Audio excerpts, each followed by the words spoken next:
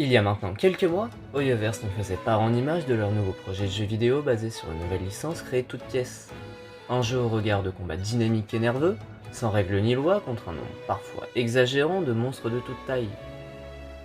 Tout semblait indiquer que ce jeu ne serait qu'un pâle doublon de Honkai Impact 3D, dû à ses niveaux de couloirs linéaires et son combat fluidifié.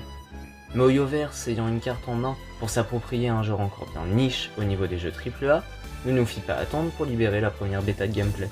Aujourd'hui, découvrons pourquoi et comment le genre du roguelike a été si bien implanté au sein de leur dynamique très populaire.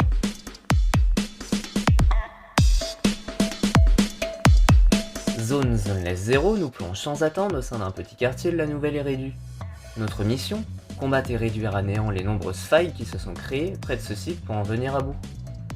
Mais attention, ces failles sont temporellement instables et rien n'assure que votre prochaine visite en celle-ci se verra être la même que les précédentes. Le danger est en constant mouvement. Accompagné de notre bon bout de compagnie, il faudra alors s'aventurer au péril de notre vie avec de nombreux personnages au gameplay tous bien différents que les autres, pour triompher des hétéroles et d'autres menaces pouvant y être présentes, mais aussi pour revenir avec un sacré butin. Pour surmonter ces failles, de nombreux outils nous sont mis en œuvre par ce quartier bien aménagé.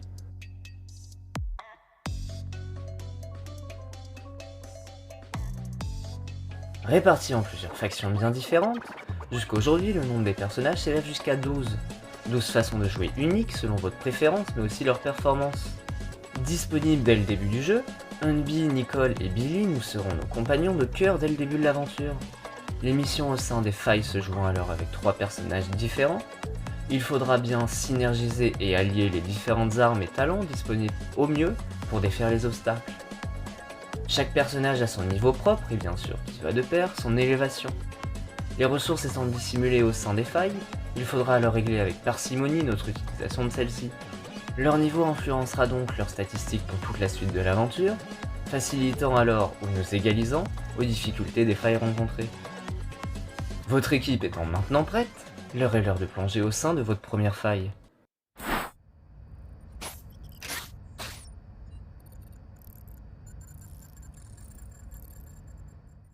Les failles sont une constitution de tableaux, aux effets divers dans lesquels il faudra avancer pour arriver jusqu'au bout.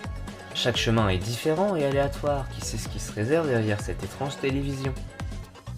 Lors de ces niveaux, de nombreux événements sont déjà disponibles. Attention tout de même, car l'énergie se rechargeant avec le temps est bel et bien de retour. Pour pénétrer dans une faille, comptez à débourser un peu de celle-ci.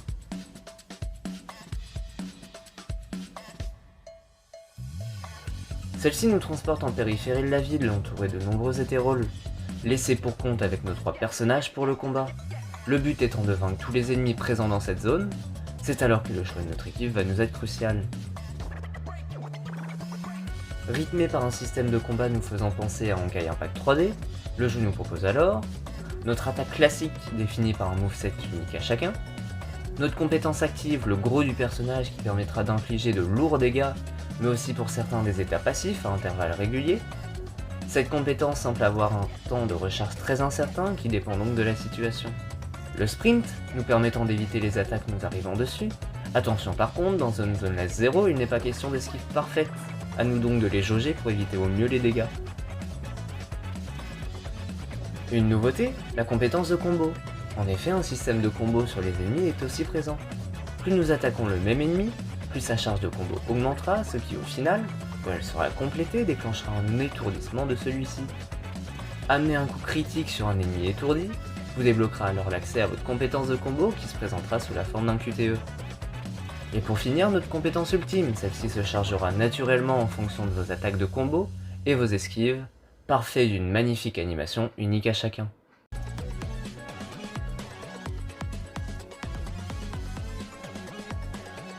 Pour nous aider à avancer, le jeu nous met aussi à disposition de nombreuses failles inoffensives pour intégrer un équipement unique à notre mission. Les failles d'argent, juste présents pour nous remplir les poches quant aux prochains achats à venir. Les failles de contenu, qui nous présentent un choix de 3 gadgets, nous rajoutant une capacité passive nommée Ethereum à notre personnage, rangés et classés selon un ordre de rareté, mais proportionnel à leur force. À nous alors de les combiner à la perfection pour décupler notre compétence en combat. Certaines failles inoffensives peuvent aussi des fois intercepter un mauvais signal, qui rajoutera un passif de difficulté supplémentaire aux failles de combat suivantes. Le choix d'explorer en profondeur pour récolter des informations et des améliorations, mais risquer d'augmenter la difficulté nous revient alors. Réfléchir devient alors une règle fondamentale de notre exploration.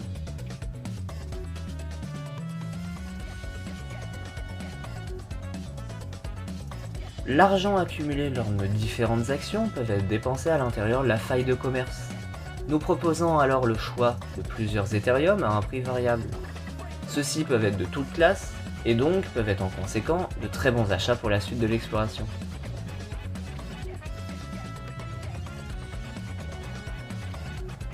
Certaines failles nous mettront aussi au bord de certains choix, ayant pour échéance soit une modification de votre aventure, soit un gain de butin. Celles-ci sont accompagnées d'un peu de lore qui complétera votre choix de la solution. Les failles sont donc le pilier même de votre futur. Certaines seront liées à l'histoire et seront rythmées par de nombreux dialogues par certains personnages, mais d'autres seront aussi accessibles en mode libre pour vous amuser à récolter des ressources investissables au sein du quartier de la ville.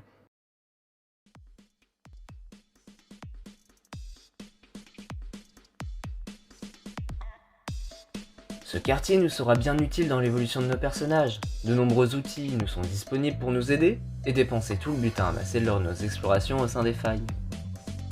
Pour notre plus grand malheur ou notre plus grand bonheur, le système d'artefacts ou de stigmates nous fait l'honneur d'être lui aussi présent au sein de Zone Zoneless 0. Sous forme de CD, chaque disque de musique nous apportera une augmentation de statistiques selon la pièce, mais aussi selon son type. Chaque personnage se voit disponible 6 emplacements de CD, pouvant faire varier ses performances.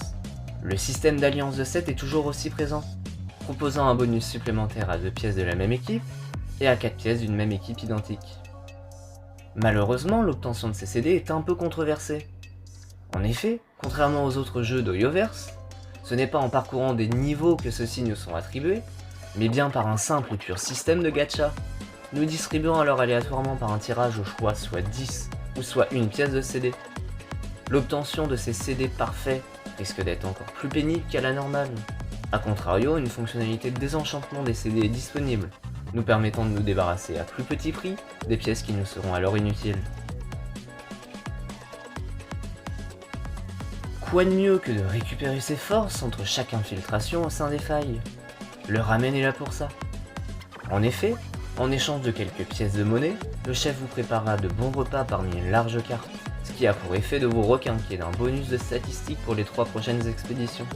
Une aide simple et facile, au cas où les défis au sein des failles se voient trop élevés pour vous.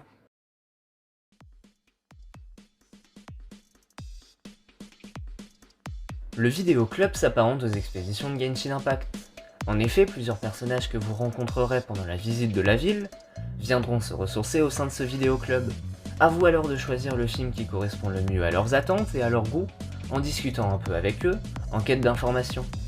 Une fois la vidéo terminée, ceux-ci vous rapporteront une somme d'argent proportionnelle à la durée du film et aux caractéristiques du film choisi par rapport à leurs attentes. De quoi y gagner de l'argent passivement sans rien faire.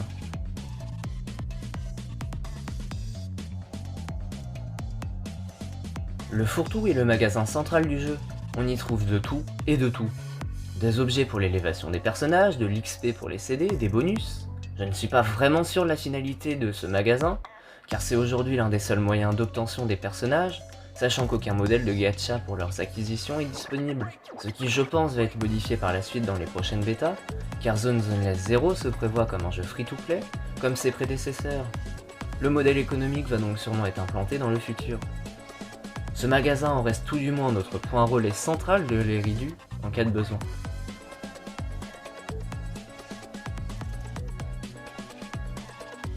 Bien que le jeu soit assez progressif, l'histoire n'est pas mise de côté, au contraire. Certaines failles ne seront accessibles que par le biais de quêtes liées à l'intrigue du jeu. Elles seront alors rythmées par une narration et auront un fil conducteur au sein de leurs infiltrations. La particularité de Zone Zoneless 0 est que de nombreuses cinématiques, type BD, seront disponibles pour narrer en images l'écriture du jeu. Mais à part la quête principale, il existe aussi tout un tas de quêtes secondaires données par les habitants de la nouvelle Eridu. Diverses tâches nous seront demandées en échange de récompenses. Celles-ci sont aussi très importantes car elles vous permettront, en les accumulant, de débloquer de nouveaux Ethereum encore jamais vus dans les failles que vous avez explorées. De nouveaux bonus rajoutant alors de la fraîcheur à ce que vous avez déjà parcouru. Bien que le jeu ne soit encore qu'à sa première bêta, il se voit déjà alors très complet au niveau de son contenu. En effet, dû à son caractéristique de roguelike, il est facile et jouissif de rejouer en boucle les mêmes failles pour se perfectionner au combat et améliorer ses personnages grâce au butin récolté. Le combat est fluide et nerveux, ce qui va avec perfection au thème street art que le jeu arbore tout au long de sa narration. De nombreuses fonctionnalités sont déjà disponibles, mais il est certain que de nombreuses autres vont être ajoutées par l'avenir ou se voir peaufiner. Hoyoverse fait bonne route en donnant une identité claire à sa nouvelle licence en essayant quelque chose de nouveau, mais pour l'instant très maîtrisé par le studio chinois. Pour l'instant, il faudra être patient, car aucune date de sortie du jeu n'a été annoncée, mais ce ne sera à coup sûr pas avant 2023. Mais de nombreuses informations de communication vont être ajoutées au fil du temps pour embellir ce jeu en pleine croissance.